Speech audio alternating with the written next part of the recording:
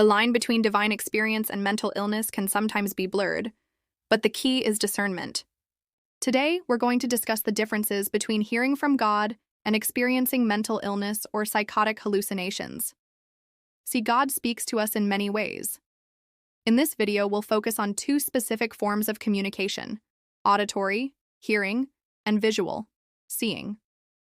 I would advise that you watch one of my videos called The Many Ways God Speaks to Us after you are done watching this video for additional information on the ways God communicates with us. I will leave the link of that video in the description box below. Let us discuss the visual way God communicates with us. God speaks to us by showing us visions and images. Some might call this clairvoyance. Clairvoyance is traditionally described as the ability to perceive visions, images, impressions, or knowledge beyond the normal senses. What does clairvoyance look like? The most common form is receiving images in the mind's eye similar to imagination or daydreaming. Some may suddenly see quick, vivid flashes of scenes, colors, or symbols. By contrast, mental illnesses such as schizophrenia, psychotic disorders, or severe mood disorders may also produce visual hallucinations or distorted perceptions. Clairvoyant visions are not usually visible in the physical world. Instead, they appear in the mind's eye as inner impressions, symbols, or mental images. They are not literal objects or scenes appearing in front of you. If you ever begin to see actual physical images that others cannot see, it's important to contact a doctor, as that may indicate a medical issue rather than a spiritual experience.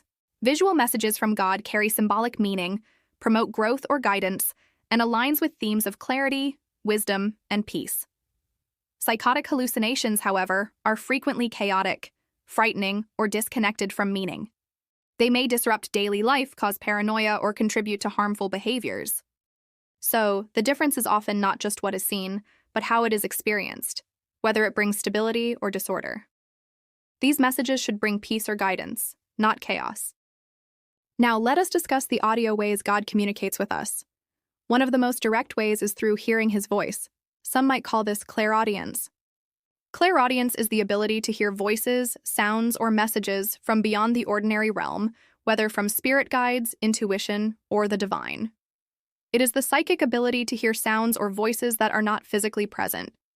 It is often described as a feeling of internal, intuitive hearing, rather than a physical sensation. Now, what does clairaudience feel like?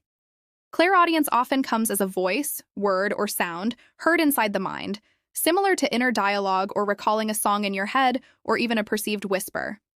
Messages can also be passed through music, tone, or physical spoken words by you or someone else. If you are hearing voices physically but not spoken by you or someone else, it's important to contact a doctor, as that may indicate a medical issue rather than a spiritual experience. Mental illnesses such as schizophrenia or severe trauma-related disorders can also involve hearing voices. These voices, however, usually differ in important ways. Clairaudient messages often encourage, guide, or warn in a constructive way. They do not demand harmful actions and usually bring the listener peace or direction. Psychotic auditory hallucinations are more likely to be distressing, hostile, commanding, and may have a negative call to action such as hurting oneself or someone else. They may cause fear, anxiety, or compel dangerous behavior. The critical distinction lies in tone, content, and consequence. True clairaudience is empowering. Pathological voices are disempowering. Clairvoyance and clairaudience, when genuine, have historically been regarded as gift and tools for wisdom, compassion, and connection to the unseen.